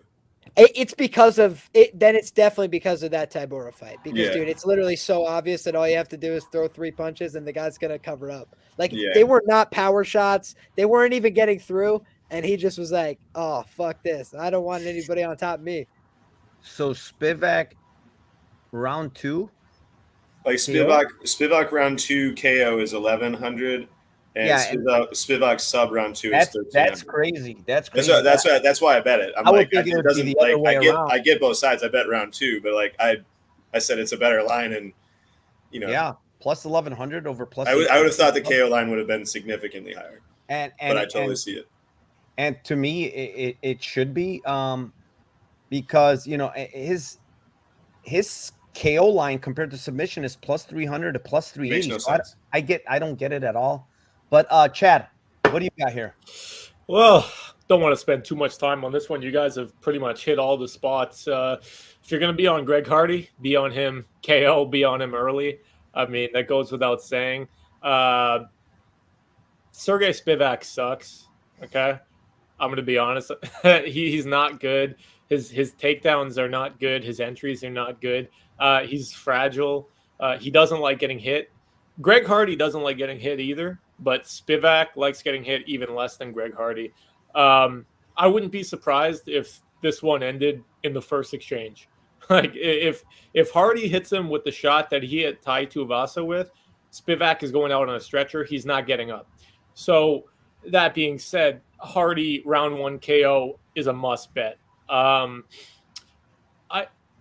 Watching Spivak tape, he's terrified of power punchers, right? Any guy that has good knockout power, he's backing up. He puts himself on the cage. He got murdered by Walt Harris in less than a minute. He was terrified against Aspinall. I'm not saying Hardy is as good as those two guys, but he throws hard, and he's going in round 1. He's going to throw hard and heavy, and Spivak is going to be nervous after feeling one shot on the guard. He's going to be circling away. I think Hardy's takedown defense will be fine against Spivak in round 1, just because I don't rate Spivak's takedown defense highly, and Hardy is massive. That being said, if it goes out of round 1, yeah, Hardy's in trouble. I had the round 2 and round 3 props marked for Spivak as well.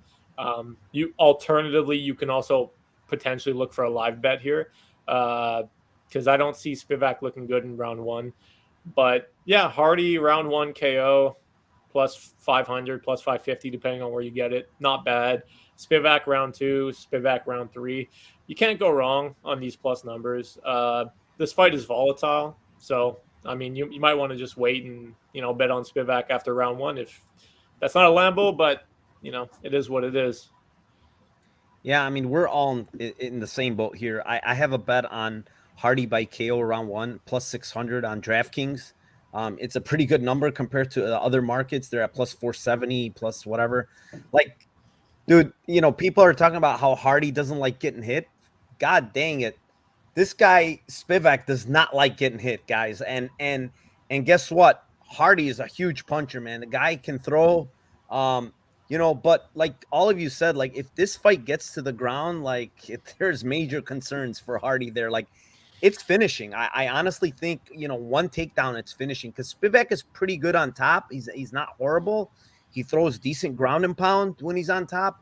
So that's why I don't understand the submission. Like he does like to throw a lot of ground and pound when he's on top.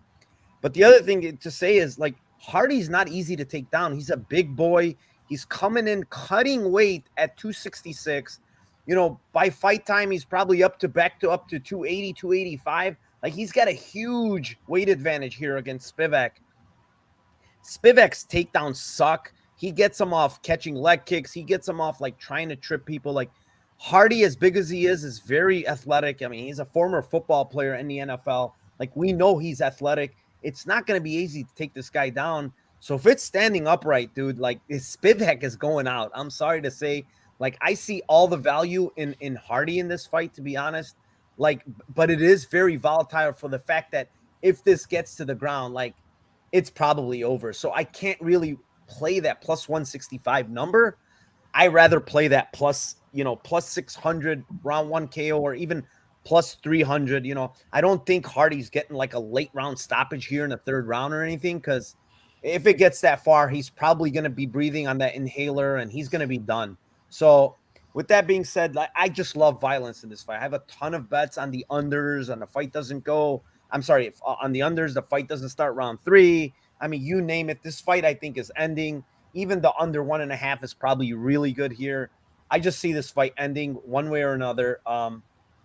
So yeah, give me violence. But my Lambo play is Greg Hardy, round 1 KO, plus 600. And with that being said, there's 46 of you in here. Thank you to each and every one of you. You guys are crushing it today. And we are trying to crush it for you too. Moving on, it is Mr. Kevin Holland at 170 pounds going up against Alex the Cowboy Oliveira. We will, Tim, kick this one off. Oh, it's so great. Holland by sub. That's the first time I've heard that. I just wanted to be the first one. Everybody, I haven't heard anyone say that. I think we're all going to be on the same one. No, I bet inside the distance for Holland, and I've also bet the sub line at when I saw it come out in DK, I was thinking like maybe it's going to be 4 or 5 to 1, and it was 8 to 1, so I hit it pretty hard. And then I saw it come out on FanDuel, and it was 8.5 to 1, so I added.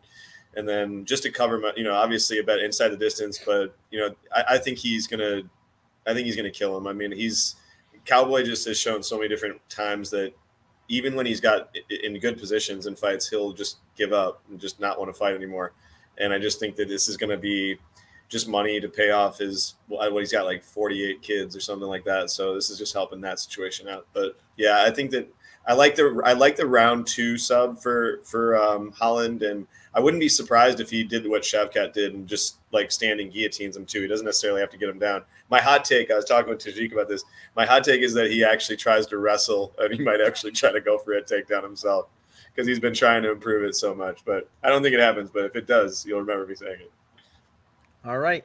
You are all over the Holland side with submission. Liam, what do you got here? Yeah, so I am going to echo a lot of what Tim had to say in the sense that, early this week, I saw Bet Online drops their props, and I'm like, man, plus 550 on Holland sub. I was like, I don't think that sticks around. So I'm like, I'm going to hit that now while it's available. Put down a little bit on that, but I didn't go crazy because I was like, FanDuel normally opens something stupid. So I was like, let me wait. And I hit the sub prop there at plus 550, and I hit the sub 1 prop at plus 1200. And again, there's better numbers now, but I was kind of surprised when I saw them. And I think that Kevin Holland's got a very clear path to win this fight by sub. I think he's a pretty underrated grappler, to be honest. He was severely outsized and outmuscled by people, and he has one bad tendency, which is that he likes to give his back and be scrambly when he's grappling. And that's fine if you're at a competitive size parity and you can use Kimuras and things like that to turn in, but he wasn't able to do that. He was getting muscled around, thrown around, and out wrestled. But he survived for 2 minutes in a head and arm choke from Derek Brunson. Ask Darren Till how that went. So it's like there's just some levels to the grappling. I do think that Kevin Holland is on the level. I think that Cowboy Oliveira is kind of just past his prime here. This is a good spot for Holland. I think they're setting him up with this fight. And I think he's probably going to get it done via sub. So that's what I went with here. But I also am on the inside the distance big. And I think that one of the sneakier plays here is just betting on the cardio of Kevin Holland to be better at 170, which I know sounds a little bit counterintuitive, but when you're cutting weight, it normally necessitates a lifestyle change in terms of going from 185 to 170. He's probably running every single day if he wasn't doing that before. So I think Kevin Holland's going to be in shape for this fight, and Cowboy Oliveira clearly gasses in a lot of his fights. And if not gasses, like outright just starts giving away minutes, positions. And I think that round 3 sub at plus 5,000 was kind of insane. So I hit that as well. So I have bookend submissions here for Kevin Holland, and I'm on the 850 number pretty big at the sub price. Awesome takes. You're in agreement with Tim here. Chad, what do you got here? Cowboy sub. Now, listen, everyone's on the Holland sub. I hit it at plus 800 also. We won't go too much into that. Holland at 185 stung pretty much everyone standing that he fought. His length and his striking at 185 was a problem. I really think at 170 he's going to put it all together. I've always been high on him. I thought he had all the tools. I think him moving down to 170, on top of what Liam said about having a necessary lifestyle change and having to work on cardio, I think it just means he's taking everything more seriously. When you're fighting at 185 and you're weighing in, at 183, it's not your weight class, and obviously you're not, pushing it to the max. And I think this is good for him. And I think he knows, he's not going to get cut off a loss, but I think he knows he needs a win here. He needs to do something big. I think he's coming out here, and we're not going to see clown Kevin Holland, where he's talking and laughing. I think for once, don't sue me if it doesn't happen. I think he's going to be serious. I think he's going to come out here on a mission, and he's going to beat the absolute shit out of Oliveira. I don't know how many times I've played in the distance prop, that wasn't plus money. I played it here. I think Holland finishes him very 99% of the time in this matchup. Cowboy, when he gets hit hard, he likes to panic shoot and then get subbed, which is why everyone's on the sub line. Maybe Holland shrugs him off and then KOs him on the feet or whatever. So in the distance is a good look. But also, we're going to throw a little wrench in here. This is the Lambo plays. So you got to come with some crazy stuff. I like what Liam said, the round 3 prop. Very nice. I would like to throw, I can't even access these, but I'd like to throw the point deduction prop into the ring. I think Cowboy cheats in almost every fight. I think when the heat is turned up on him, he likes to cheat. You might see a nut shot. You might see an eye poke. Depends who's reffing. Look at who the ref is. We know who never takes a point and who, kind of ref seriously. But if he survives long enough, he's going to foul Holland. So point deduction, if it's not a crazy number, I can't see it. I would take a look at that. I think it's a fun prop. Cowboy cheats in every single fight. So who knows? Yeah, I'm kind of in agreement with you guys, but I kind of ain't, because I did bet that plus 850 number, and honestly, today I dug even deeper than I did originally on like Holland fights, and to see like, the guy just doesn't grapple at all. Like he's not going to grapple whatsoever. I don't see any grappling from him initiating grappling at all on tape. I do see maybe Cowboy trying to initiate a takedown here and getting guillotined. That's where I see the sub, honestly, from Holland. But I just see the KO much, much larger here than sub. Like I just don't see, I bet, like I said, I bet the 850 because I think he's the much better grappler here. But I just don't see that sub materializing for him, because he's not really a guy that likes to grapple, man. He likes to stand. He likes it. And if Cowboy's going to oblige and stand with him, he's going to just do that and pick Cowboy apart on the feet. Like, why is he going to try to grapple with this guy when he knows he's the much better striker? He's the much cleaner striker here. So, like, unless, again, if Cowboy initiates the grappling, maybe he might get a guillotine. But I'm not very sold, honestly, on the sub. Like, I did play it plus 850. I do understand it. It's a huge line, and you're playing line value. But like, he's not a proactive grappler. He just doesn't grapple, like, for my liking. And to take a submission prop, like I wanted to see more proactive grappling from him, where he's going for sub. Like, he's not doing it much on tape. So I did play it again, the plus 850. But I think this fight is probably going to end by KO, man. Like, I think he's going to knock him out. The line is short. It's only plus 125. But I also believe, to be honest, and this is how I feel, like minus 400 on Holland is fucking insane, because this guy's fight IQ is not the best. He's messing around a lot in the ring. Chad's saying he might change, but just last fight, being held up against the cage with Daukus, he's talking to DC. Well, instead of trying to get off the cage, he's talking to DC and says, yeah, this guy's very heavy. He's very long. Like, dude, get off the damn cage and stop messing around. So the guy's going to keep messing around. It's just him. It's his persona. He loves, all the attention in the ring. That's just how he is. And I don't think that's stopping, to be honest. And laying minus 400 on Kevin Holland is just stupid. I don't like it. The guy's fight IQ is not good.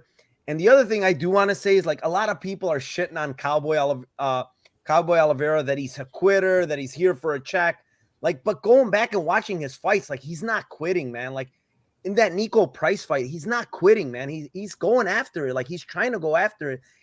Did he not win that third round up until he got taken down? He was winning that third round up until he got taken down. I thought he won the fight. Yeah. No. He maybe didn't win the fight because of the ending, but he won that third round up until the takedown. So why is he giving up? Like, I don't see the giving up. Like, yeah, against Randy Brown, but he got clipped very hard against Randy Brown. And the other thing I do want to say that people are overlooking is the calf kicks are going to be there. And Oliveira throws very nasty calf kicks. He took out Randy Brown's leg with 5 of them in that first fight. And if Randy Brown doesn't hurt him immediately after getting his leg basically taken away, like, he's probably fucked. He's on one leg. So, like, you do know that, Kevin Holland has that karate stance. That lead leg is there to be kicked. He's going to be able to kick it. So that's something to look at. Like, I mean, I know Cowboy Oliveira is old. I know he's been in a lot of wars, but I don't buy that he gives up, that he's here for a paycheck. The guy is fighting in every fight. He's swinging. He's going for it. Like, you can't say this guy's giving up. He's getting hit very damn hard by Randy Brown. And Rakhmonov, like, he's in there swinging, right? Rakhmonov lands big punches against the cage. Oliveira swings back, goes for a takedown, and then gets caught in a guillotine. Like, you can't say, like, it was extremely deep. There's nothing he can do there. So, like, I don't buy the fact that this guy's here for a paycheck. He's fighting. He's making weight. Like, yeah, he does gas out because all his movements are explosive. So he's going to gas out. And he's a big dude. Like, if you see him, I didn't think he was going to stand up face to face with Holland and look at just as big as Holland was. So, yeah, I mean, I do like the Kevin Holland side, but this money line is stupid, to be honest, at minus 400. In the distance, baby. But moving on, I rambled too much about that. I just want to put some things out there that I believe that I saw on tape that were kind of like shitting too much on poor Cowboy. Fight number 11, it is Edson Barbosa going up against Bryce Mitchell. Liam, you kick this one off. Yeah, so this is one that I kind of had a little bit of a stronger read before I started going back into the tape. Again, I thought this was going to be, Bryce Mitchell going away because of his style. I just thought he was going to be able to pressure cook Edson. Couple of small things that concern me. Just, Bryce has some moments of hesitancy when he's entering the pocket at times. And Edson's the kind of guy that, you do that one time and he knocks you out and then they wake you up and tell you about it. And, Bryce hasn't really had that like devastating finish moment happen to him yet. Normally changes the way that guys fight. And I just think that it's always possible when you're fighting somebody like Edson, who's a lot further along in their development, but it might be a place, right time for Bryce when he's getting Edson coming off of a loss, coming off of a finish, kind of taking away that momentum he had built at featherweight. Now he's taking on a guy with a lot of momentum on the other side and Bryce Mitchell. So, man, I don't really have the strongest Lambo play take on this fight. But when I'm looking across the board here and trying to snipe out something of value, I'm seeing that you can get a Barbosa KO at plus 330 in the UFC. I mean, that's probably value long-term and historically. I think that the guy does hit with a lot of power. I think that for the time that this fight is upright, he's the much more dangerous striker. But I think Bryce is probably going to be able to get some takedowns here, some control positions, and find a unanimous decision. So Edson by KO would be my my Lambo play here. Great analysis, Liam. I like everything you said. Chad, what do you have? Right. So on this one too, it was a little tough finding some real good value. Because I see this fight as pretty like linear. There's a few ways I can see it going. Yeah, if Edson can shrug off the takedowns, he is huge for 145. I don't rate Mitchell's takedowns and wrestling that high. That being said, he is relentless. He's going to pursue them. And if he gets him down once, he's going to ride out the round, chasing subs. Barbosa's not going to get up if Mitchell gets him down. So that's one thing to consider, right? When he gets top position, you're riding out that round on bottom or you're being subbed. I think Barbosa has surprisingly good sub defense. I mean, he got club and sub by Cowboy, and Tony broke him and subbed him when Edson shot in, but nobody really subs him when he's fresh. He's got very good submission defense. That being said, I was going back and forth on this fight. I think with Mitchell being relentless and going after him all fight, if he's going to sap his tank if he gets him down once, let's say in round 1 or round 2, it's going to be Barbosa gassing. Plus, even if it's standing, he's going to be on the back foot, which historically he doesn't do the best against in terms of managing cardio. Fighting off the back foot, as everyone knows, is one of the hardest things to do in terms of managing your cardio. So I think the best value you can get here would be like a late sub by Mitchell. I saw round 3 Mitchell by sub at plus 1,200, and I saw round 2 at plus 800. Normally you have to kind of like weigh value on, will fighters go for the ground and pound finish or will they go for sub? I'm pretty sure Mitchell has a submission only clause. He's not going for a ground and pound victory. He is going to try to sub, and that's that. So I think round 2 plus 800 sub, round 3 plus 1,200. I think that's the best value you can get here. I mean, maybe Barbosa KOs him, but I think he's going to wear on him here. Yeah, I like your takes. A little bit of disagreement on Barbosa with his get-ups. I think they're not bad. I don't think he's spending time on his back, like especially early on in fights. I think that when he's getting tired, he's getting winded, he's spending a lot more time on his back, which is, he's tired and he can't. But early on, like, his takedown defense is actually really good in round 1. His get-ups are very good early when fresh. Like, it's hard to actually keep him down.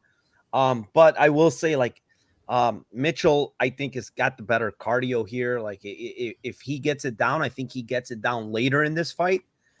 We saw him have trouble kind of like with keeping Feely down. Like, Feely got up multiple times on him, and on the feet, he actually caught Mitchell a couple of times. Mitchell, to me, on the feet, I will say is, I don't want to say he's like horrible, but he's like scared or it doesn't look right on the feet. He's uncomfortable. How about that? He's very, very uncomfortable on the feet. And he's going up against a striker that's absolutely, he's devastating on the feet. I like the look that Liam said, the KO line. Like, if this is standing, like, it honestly can end pretty easily on the Barbosa side because he's such a good striker and the other guy is such a bad striker, right? So Feely was touching him up, like I said, a lot, even in the 3rd round. So with that being said, I do like the late submission props on Mitchell. I think if he gets the submission, it's going to be later. It's when Barbosa's tired. So, submission 2nd round plus 800, submission round 3 plus 1,300. I think it happens later. I think it's the, round 2, round 3, if it's going to happen. Otherwise, honestly, like, if this standing, like, this KO is happening, honestly. If this is standing for long periods of time, he's knocking Mitchell out because Mitchell looks very uncomfortable on the feet and Barbosa hits extremely hard at 45. So I agree with both guys. I agree with Liam. I agree with Chad. If this goes later, I think takedowns are going to be key and he might finish it later. Tim, what do you got here?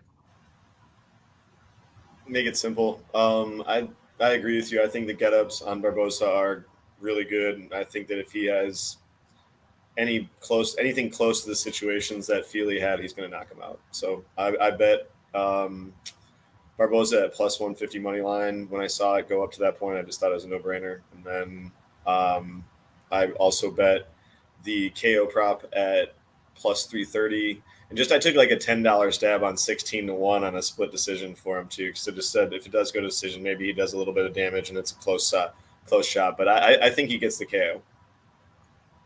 All right, so we're all in agreement. The KO is on the table for Mr. Barbosa.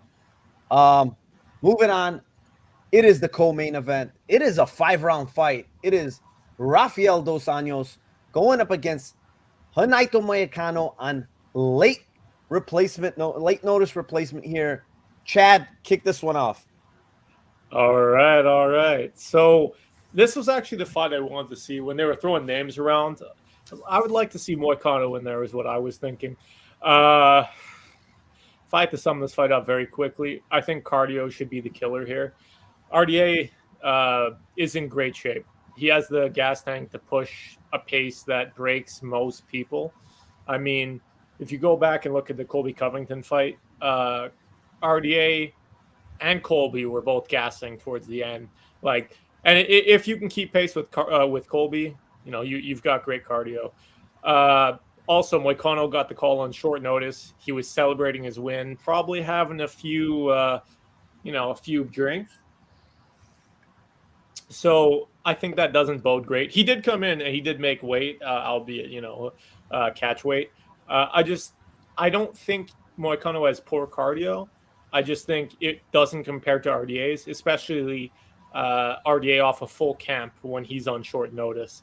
And let's not forget RDA was fighting at 170, killers, and Moicano was fighting at 145 and losing. And Moicano was losing to great guys at 145, but now it's at 155. RDA is, he's dangerous at 155. His pace, his wrestling, he beats guys. So if this was 3 rounds, I think you'd have to consider Moicano. You'd have to give him more of a look. That being said, it's 5 rounds. I've got an irresponsible amount of money on RDA money line. And I like the late props. Round 4 plus 1,600. Round 5 plus 2,200. No brainer in my mind. I'm not saying Moicano's here for a paycheck, but after last fight, he's saying, I want some big paychecks. And I think he saw his opportunity here, right? You step in on short notice, save a pay-per-view co-main event. I mean, he's going to get paid here. I think that was a big incentive to stepping in. If he loses, it's not going to derail him or anything. He's getting his check. I think after round 3, we start to see RDA, start to wilt him. And 4 or 5 finish, I think it's very likely. So plus 1,600, plus 2,200, let's get it done. Yeah, I pretty much agree with everything you said. I'm a little concerned, like this line is even going down, and I honestly don't understand it. Like, I added to it, honestly, today. I added at, it went down to minus 160, and I added some more. I don't see, like, Moicano winning this fight. Like, is he going to sub RDA? Like, RDA, I don't think he's ever been subbed. Has he been even subbed in his career? Once, and he's got, how many fights does he have now? We're talking about 43 fights. The guy is really good on the ground. Maybe a club and sub from Moicano is the only way I see a sub here, but then again, like club and sub, like RDA just doesn't get hurt, man. The guy is tough as nails, very, very tough to get out of there. Like Moicano taking this on super short notice. He just had a fight. You look at him on the scales, and he looks very soft around the stomach area. And the one thing I will say is, and this is from going back to King's MMA when RDA was at King's MMA, and I kind of like talked to Benil before, and we were, we're of the same culture. I've met him, really nice guy. And he told me specifically is him and RDA would go leg kick for leg kick. And it was like he just listening to baseball bats go off one after another. That's how hard both these guys kick. And RDA has a nasty, nasty body kick. And, Moicano is primed to get kicked right there in the liver. Those liver shots are going to be there for him. And he kicks extremely hard. He's already soft looking in that area, to be honest. And I looked at that in weigh-ins. Short notice. His gas tank is already not very good. And he's on short notice. I mean, what does that tell you here? Like these late round props, I even added the round 3 because it's plus 1,100, and Moicano already gets tired when he's in a full camp. So I could even see a round 3 stoppage here. So plus 1,100, plus 1,600, plus 2,200. Give me all of them, and an absurd amount of money on RDA, which is scary, but everybody's on RDA's side, which is scaring me. But I'm just going to have to go with what I think is going to happen here. Tim, what do you got? With you guys, 100%. Totally worried about the line moving going the other way, but have a lot of money on RDA money line. I bet the round 4, 1,600, round 5, 2,200, like you guys. I also did the round 3, 4, 5 KO on FanDuel at plus 850. I like that look as well, just in case he gets the round 3, like you said. Just echoing all the same exact things. I don't know how coming on 4 days' notice, flying, seems seemingly like 15 hours to get there is going to be an easy day for Mayakano, and I feel like 15 minutes into it, he's going to really be questioning it. But then he'll get the paycheck and he'll be happy. So, yeah, I mean, we're all in agreement, and we have officially hit the 50 burger. There is 50 people in the chat here today. Thank you very much, each and every one of you. The one thing David mentions is same line movement happened with Brunson, Cannonier, probably casuals. But let me say something about that, because I was on the Cannonier side and I was sweating my ass off early in that fight because it was very, very greasy early on for Cannonier. Cannonier got dropped. I was like, yeah, it did not look good very early in that fight. Never a doubt. But moving on to my buddy Liam. What do you got here, Liam? Yeah, I'll keep this one pretty simple. To let you guys know, I'm in a temporary studio right now, and my studio time is running short. So what I'm going to do is I'm going to rifle through what I've got for you on my way out here. Rafael dos Anjos by KO at plus 360. That is my spot for this fight. I think it could happen at any time. Narco pointed out the body kicks. I think that's very live. His body punching is tremendous. He's got somebody with a massive target in front of him. He's going to punish that. He's also going to mix in the grappling. I think the pace is considerable here as a factor in his advantage. I think 5 rounds is important. I think 160 is a benefit to RDA as well. But also, if you are a little more conservative, I think either fighter to win by KO at plus 260 is a more conservative way to play it. I know Mayakano has no wins by KO, but he's a big guy. A lot of his win equity is probably going to be in an early finish here. He might come out balls to the wall. The guy does hit with some amount of power. He did do a lot of damage to Calvin Kattar and a couple other guys at 145 that are talented strikers. So I don't think he's a bad striker. I just think that he is a little bit soft on the return. Jose Aldo was able to rip him apart to the body in brutal fashion. Fiziev was able to do some damage there as well. I think he's open to those shots. So give me RDA by KO. Masvidal money line is basically a Lambo play in itself. So if you're on the Masvidal side, you could get almost that plus 300 tag. I'm not playing it unless I get the plus 300 number, but I have definitely taken a look on that side. And the inside the distance is as good as plus 380. That's a huge amount of his win equity here. Those are the kind of Lambo plays I'm targeting here. The Colby Covington side has been absolutely nuked. There's very little value to extract unless you think he finishes. I don't think it's very likely that he finishes unless he gets a late attritional finish, kind of like the Woodley finish where Woodley ended up getting injured there and just like relenting. I don't see Masvidal as that kind of guy. I think he's going to stick this one out to the end unless he gets finished. And I don't think Colby's going to submit him here. So I think it would be basically Colby KO or bust. I don't think that that's very likely either. I think Masvidal has some of the finishing equity here. He's got knockout potential. Colby is a little bit soft to the body in my view. I thought that the shots from RDA really bothered him and sapped the gas tank. And I think that that's something that we could see if he's smart. That's what we're going to see Masvidal try and do all night. Colby Covington is also not a guy I saw on tape catching a lot of kicks. Other guys have done that to Masvidal.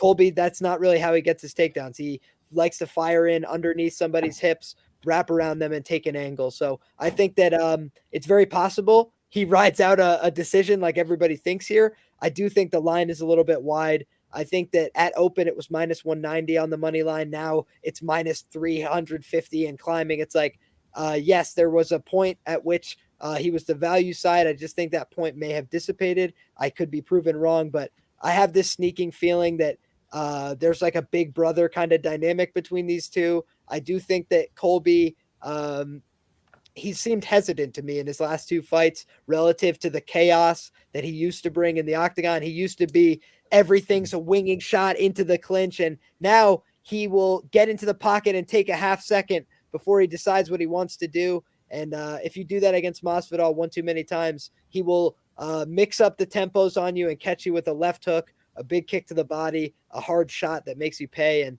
I think that he could do that to Colby this weekend. And Colby's been fairly durable, but he has been getting hurt and rocked in these fights with Kamaru. And Kamaru is a big power guy. He's got a lot to offer physically that Colby doesn't. Colby's a lot smaller as a welterweight. It's what cost him against Kamaru, in my opinion. So I think there's a lot more size parity between Masvidal and Covington than there is between Usman and Covington, if you catch my drift. So I think this is a lot closer to two guys of the same size here.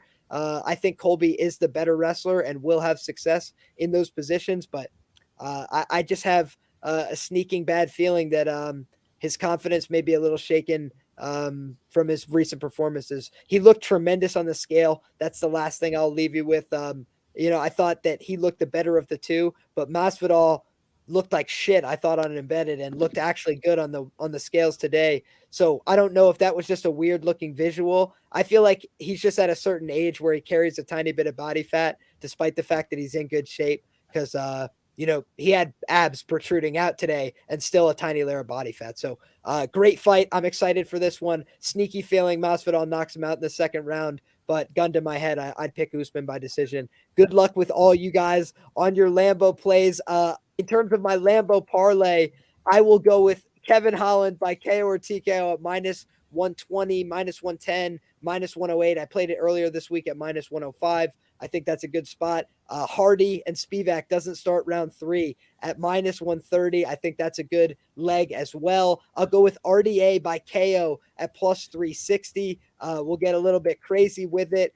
And we'll go with Ludavit Klein, rounds 1 or 2 at +350. That's going to be a pretty damn decent payout. I actually bet for $3.31, Klein 1 or 2.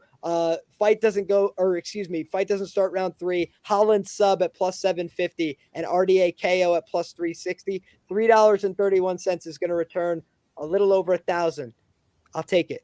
Let's go. Lotto ticket season. Let's get this money, boys. I got to get out of here. $1,000.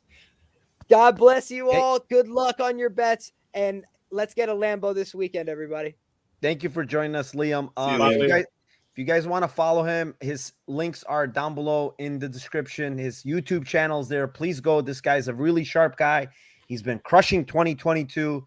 So thank you very much, Liam. You can go, man. I'm sorry to keep you this long. I know this has been going long, but we've been having some great Lambo plays here today. The pleasure is all mine, brother. I'd stay all night if I could. Be well, gentlemen. I'll be watching. Cheers, Liam. Take care. All right. So now it's just the Three Stooges left. We will move on to the main event. Before we move on, again, I do want to thank each and every one of you in chat. There's 52 of you now in here. Thank you very much. We had some people that, like Alan, that only way I found the stream was by putting on the live filter for search results.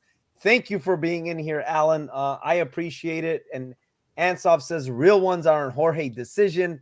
I think Jorge Decision is burning your money, Ansov. Bo Miller, good stuff, guys. Thank you. Hey, Bo. What's up, Bo? In here. Masvidal barely made weight. He's going to be a third big name on America Top Tappers to get that's Colby Covington's burner. that's a hot take there. Jorge Decision is basically burning your money. Yes, it is. I believe it is too. If you're going to be on that side, I think the KOs is the prop. I don't see it happening though. But moving on, we will move on to the main event. It is Colby Chaos Covington going up against his former friend Jorge Masvidal. I will kick this one off. To me here, I just don't see Masvidal winning, honestly. Colby is extremely durable. Yes, the guy's been hurt. It's been by Usman. We see how hard Usman punches, but the recovery is just amazing, guys. The guy can recover. He gets stunned. He comes back. Both those fights against Usman were extremely close. These guys are just on another tier at 170. And to be honest, Masvidal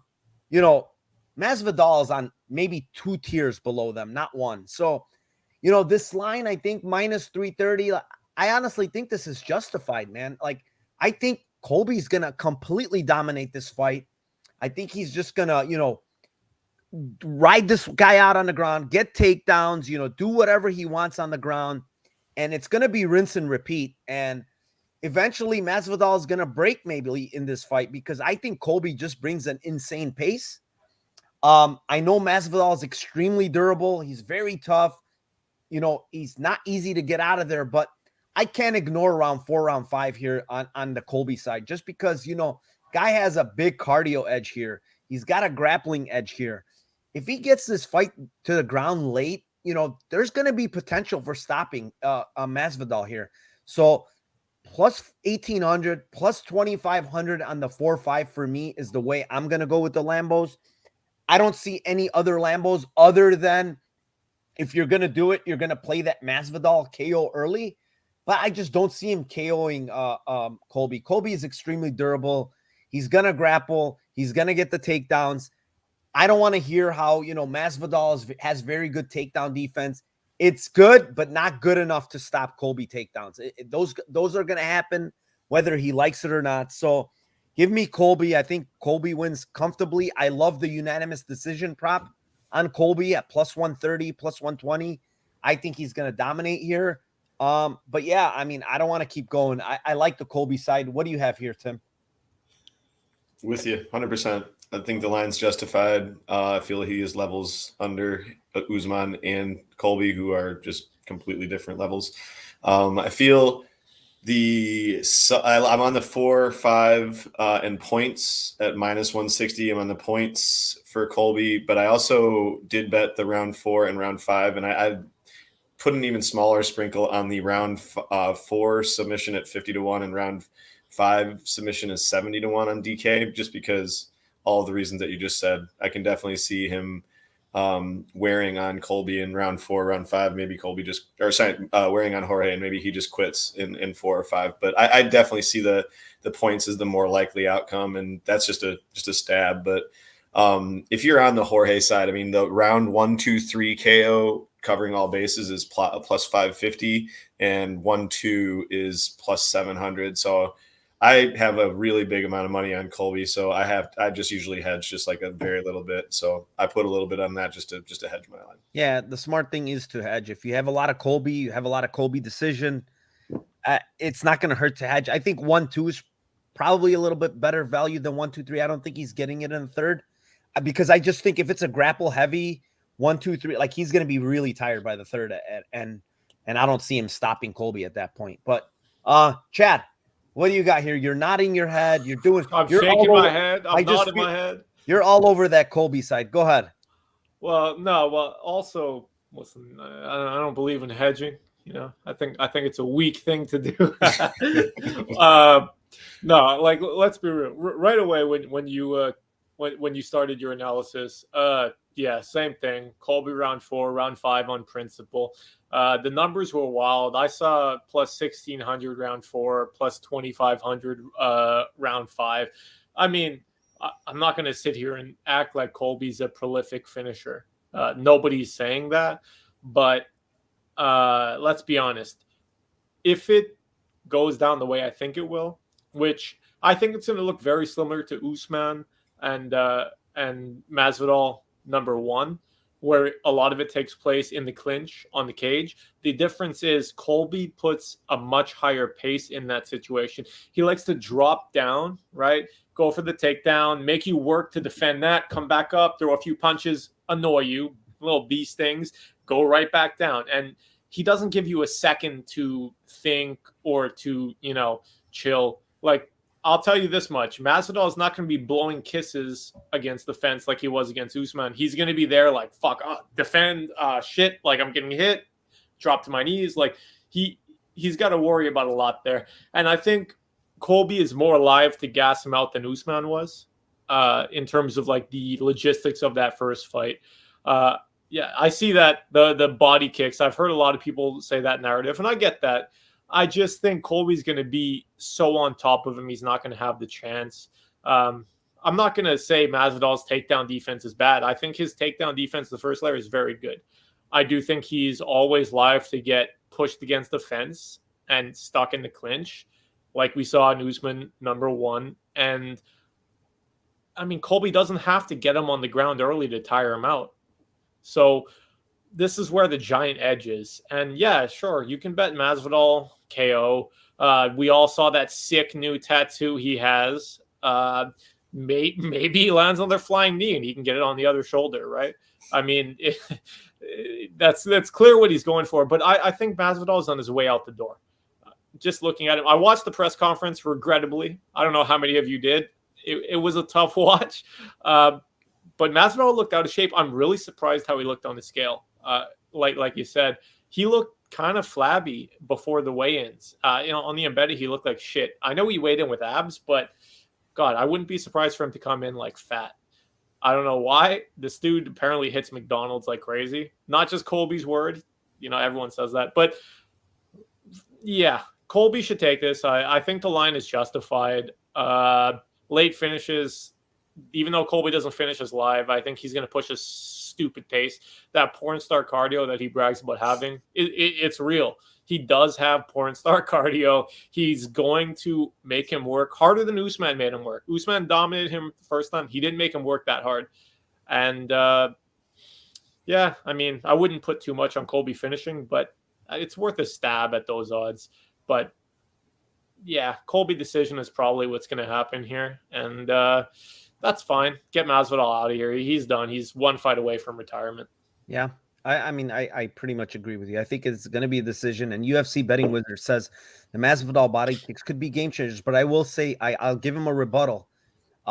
In that RDA fight, RDA kicks much harder than Masvidal does. And he landed a bunch of them in that fight. And Colby took him. Like, Colby, listen, whatever people want to talk about that guy, they want to talk shit about him. They hate him because he likes Trump. That guy is extremely tough and durable, man. And the other thing I want to say is the late round props on Colby. This is one thing I did want to mention that I forgot. He hurt Kamaru Usman. I don't remember if it was round 4 or round 5, but I forgot to mention that. He hurt Kamaru Usman in that fight. So to think that he can't hurt people, like, Colby is not like a complete slouch, guys. He's improving. His striking is improving. People said he didn't look good last fight, but tell me who goes 5 hard rounds, with Kamaru Usman, the best guy in the world that's washing everybody out, that no one can even compete with him, to a really close decision. Come on, guys. Like, how could you say the guy is not improving or not getting, he's fighting the best guy in the world, and it's a very competitive fight, and he hurts the guy late in the fight. Like, I don't understand it. Colby is one of the best in the world, whether they like it or not. Like, and I just don't see it, man. I don't see this happening. He did say Colby's a bad nail. Usman said Colby's winning this. But I also do want to say one thing is, if you heard it, Colby dominated this guy when they trained together, dominated him all the time when they trained. So that's another thing to keep in your mind, that he completely dominated this guy when they trained together in Florida. So I don't know.